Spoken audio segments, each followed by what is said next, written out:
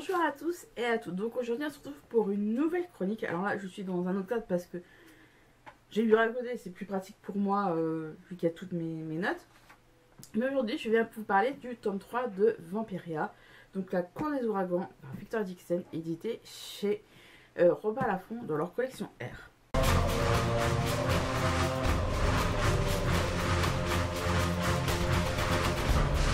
Dans ce tome-ci, on suit donc Jeanne après les événements du tome 2, logique. Cette fois-ci, le Louis l'Immuable, donc Louis XIV, qui est donc devenu un vampire, qui a sur la mania Vampiria, lui demande de partir pour les Antilles pour aller épouser un certain Palphébus, qui est donc un pirate, tout simplement. Et de faire d'elle, justement, la duchesse des ouragans, etc. Mais en fait, cela cache un tout autre secret, qui est celui que le roi veut obtenir une pierre, la pierre du cœur en français, j'ai plus le nom en espagnol. Et donc Jeanne y va, donc à travers les Antilles, etc. Et donc Jeanne se retrouve face à l'ouragan, donc le navire de Palphébus, qui en fait est entouré d'un ouragan autour, et lui c'est-à-dire qu'il est dans un œil de cyclone, un œil d'ouragan. Et en fait, quand on voit Palphébus, c'est quelqu'un qui est tout blanc, enfin quelqu'un de style albinos, enfin vous voyez, vous avez des personnes blancs, noirs, etc. Et Palphébus, c'est un albinos, c'est-à-dire qu'il est très blanc, les sourcils, les cheveux blancs, enfin, doucement de Palphébus.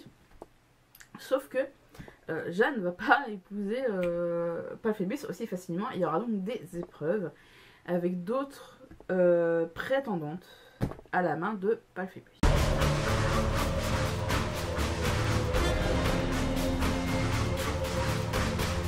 Alors ce dernier tome de ce cycle n'est pas un coup de cœur, donc je pense que comme cette trilogie là, il y aura une suite, faut le savoir.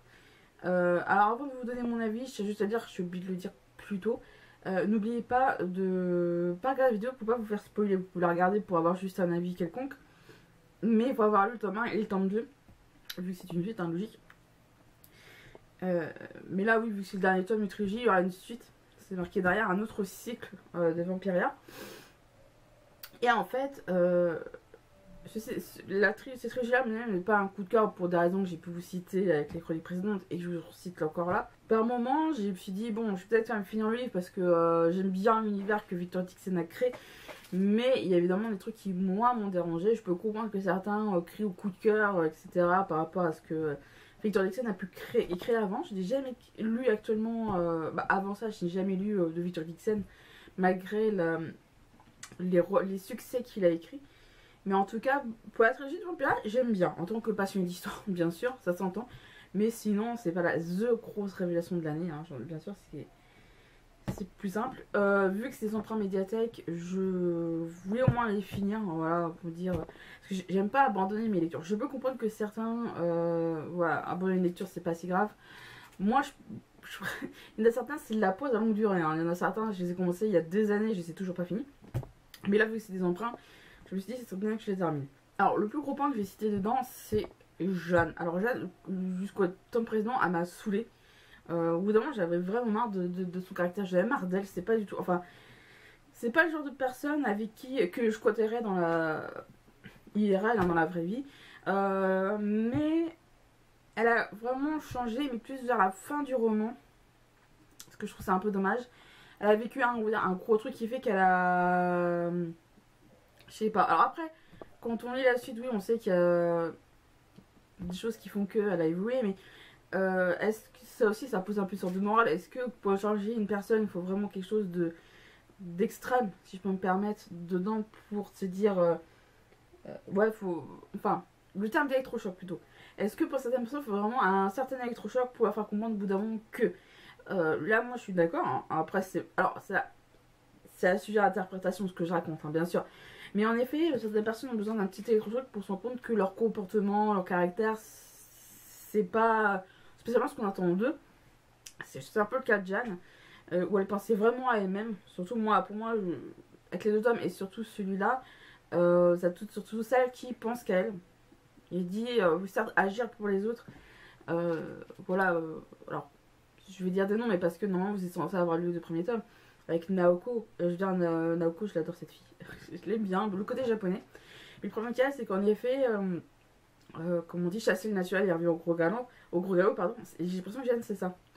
En fait, elle dit oui, ok, j'agis pour la France, j'agis pour les autres, etc. Mais le fait qu'elle pense qu'à elle-même, au bout d'un moment qu'elle revient à elle-même, ça devient un peu chiant. Au bout d'un moment. Mais en effet, il a fallu un électrochoc un peu dur que ce qu'elle a vécu. Et elle n'était pas toute seule à vivre cette épreuve qui était un électrochoc pour elle, si je peux dire. Donc c'est ce qui fait qu'elle a su choisir vers la fin les bonnes personnes, enfin tisser les bons liens avec les bonnes personnes pour justement révéler son identité, viser de la fronde, machin. En effet, il y en a certains, il y a des personnages qui en effet ont été conservent Jean en mal, mais c'est ça qui était très compliqué. Mais en effet, Jeanne, voilà, c'est heureusement qu'elle a changé, parce qu'au bout d'un moment, je pouvais plus la voir en peinture, si je peux dire ça. Mais en effet, c'est pas vers la fin, ça reste toujours un peu la personne avec qui j'aurais du mal à tisser des liens. Malgré tout ce qu'on apprend sur Jeanne, justement, on a des révélations sur Jeanne sur ce qu'elle aurait pu être et dû à ses pouvoirs qu'elle a acquis la gorgée du roi. Mais en effet, ça a été très compliqué. C'est un truc que tu te dis, mais... bon, ok, ça n'explique pas tout non plus. Mais en effet, Jeanne, c'est un personnage qui a changé. Alors, en bien ou en mal, c'est peut-être en bien, mais je pense que pour beaucoup, ce changement-là était suffisant. Ou d'autres avaient qu'elle change plus. Elle a pas mal changé. Mais en effet, on peut pas passer d'un extrême à l'autre comme ça. Et oui, non, pour moi, c'était le gros point de roman. C'était... J'attendais vraiment Jeanne au tournant, si je peux me permettre. Tous les personnages qu'on croise dans le premier tome, voire même le deuxième, hein, je pense à un personnage qui apparaît que dans le deuxième tome, ont changé, évolué. Par exemple, je pense à Zachary du Grand Domaine, qui vient justement de Louisiane. En fait, quand on apprend ses origines, il dit là, en fait, voilà, on se dit, mais en fait, son but c'était vraiment il a levé de l'esclavage, c'est-à-dire l'abolition de l'esclavage. Je cherchais le bon terme, mais parce que Zachary est noir, hein, pour ceux qui se posent la question, c'est un homme noir, et donc on se dit, mais quand on comprend le pourquoi du comment de ce choix de libérer les esclaves dans la plantation de son père, en fait on comprend, quand tu comprends toute la vérité sur Zachary, tu comprends sa dureté. Il y a des personnages qu'on découvre, combien qu'on redécouvre, parce que c'est... Ouais, je crois que le fait de... Zachary, c'est bien ça, on redécouvre un personnage. Suite à... Vu qu'il a subi la même grosse épreuve qu'il a... Ça va, tu dégages maintenant. Et en fait, Zachary, ça a été... ouais, la difficile même de changer en profondeur. Il a subi la même épreuve que Jeanne, comme je disais. Et donc c'est ce qui fait qu'il se dit que les deux ont pu montrer une autre facette de même. Et ça me fait vraiment bizarre d'avoir découvert tout ce petit monde. Les épreuves qu'organise Palphébus pour ses prétendantes, pour choisir the prétendante, celle qu'il va épouser, c'est évidemment des épreuves, tu te dis, mais c'est quoi en fait ce délire?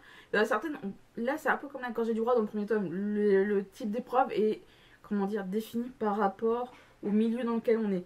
La gorgée du roi, c'était vraiment, bon, c'est censé avoir le premier tome, hein, je suis désolée. Hein. Je pars de ce problème-là, normalement c'est censé savoir, j'aime pas trop spoiler, mais là, j'en dis le moins possible pour justement pas trop vous en dire trop non plus. Dans le premier tome, parce que je pars du principe que n'oubliez pas que si on regarde les chroniques, vous avez lu les 2 tomes précédents. Dans le gorgée du roi, dans le premier tome, c'est évidemment lié tout ce qui va être à la vie de château, pour devenir écuyer. Donc on va dire le minimum de base, quoi, pour bien vivre à la cour. Là, les épreuves de Palphébus sont liées au domaine militaire, n'importe quoi, au domaine marin. Et en fait, on se dit, mais c'est hardcore. On se dit, mais même ça, on voudrait pas faire ça sans vivre à son permis. Surtout quand on sait ce que subit la personne qui perd. Et en tout cas, c'est que Palphébus ici, c'est comme personne qui perd. Et on se dit, mais ok, c'est pour tromper une forme d'ennui. Ça m'a dérangé. En effet, tromper son ennui, il a toujours connu ça. Donc, vivre sur le bout de la mer, on se dit, ok, moi, si je trouve ça un peu limite. Même pour par exemple, un bizutage pour des marins, c'est un peu limite. Après, on peut comprendre que Phébus a besoin de tromper cette solitude-là, mais en effet, le sort réservé par contre aux prétendantes, moins, c'est ce que je veux dire. C'est en effet ce côté que même vis-à-vis des vampires, il y en a certains qui ont un niveau de sadisme incroyable. Enfin, pour moi, ils sont sadiques. Il y en a certains qui sont sadiques et d'autres. Mais il y en a certains qui tapent dans le haut du panier. Donc, en particulier, je dis, mais en fait, pour avoir des informations, il est prêt à faire ça.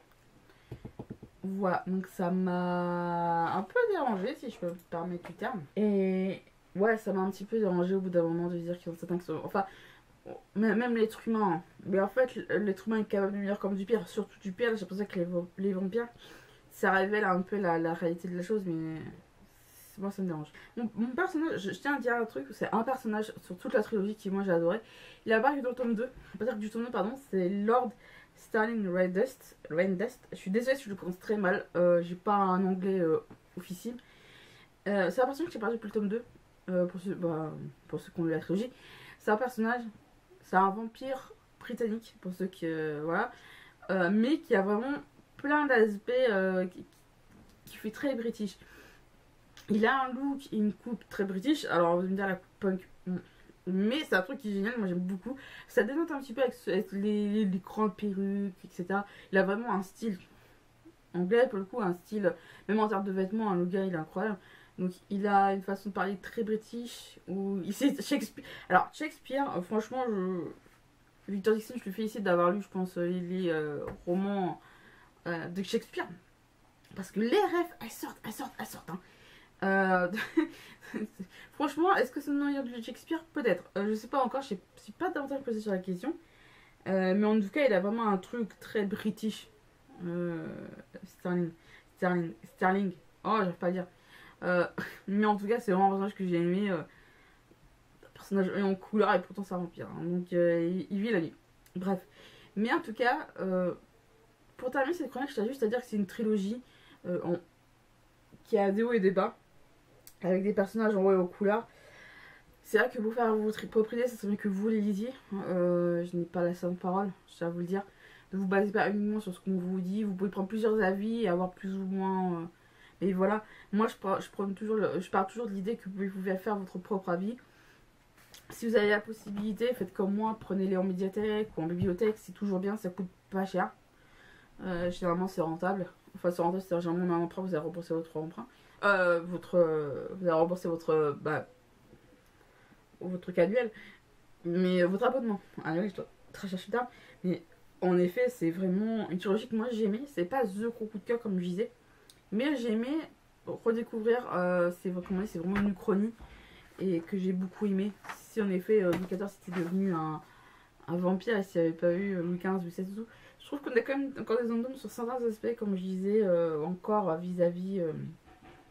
Parce qu'on découvre un personnage qui est lié à Louis l'immuable, donc Louis XIV, plus tard, je ne dis pas qui. Chercher dans son entourage, c'est intéressant. Et on se dit en effet, pour des raisons qui font que cette personne a décidé de quitter Versailles et quitter la France, on va dire tout simplement. Ça m'a fait plaisir vraiment d'avoir ça qu'on oublie un peu l'entourage très proche du roi. Son frère, ses maîtresses et tout ça. Et ses descendants, en effet, vu qu'on ne sait pas si... les enfants, petits enfants de Louis XIV, quand il est devenu roi, en effet, c'est un petit peu des petits trous. Mais après, c'est peut-être personnel, je suis une genre de personne qui se pose des questions bizarres ou qui, quand elle n'a pas toutes les réponses, c'est un peu chelou. Mais en tout cas, sachez que pour ma part, j'ai aimé. Voilà. La Cour des Ouragans, certes, c'est un livre qui est plutôt balèze, mais c'est une trilogie. Si vous aimez Victor Dixon ou si vous aimez Louis XIV ou les deux, je ne peux que vous les conseiller.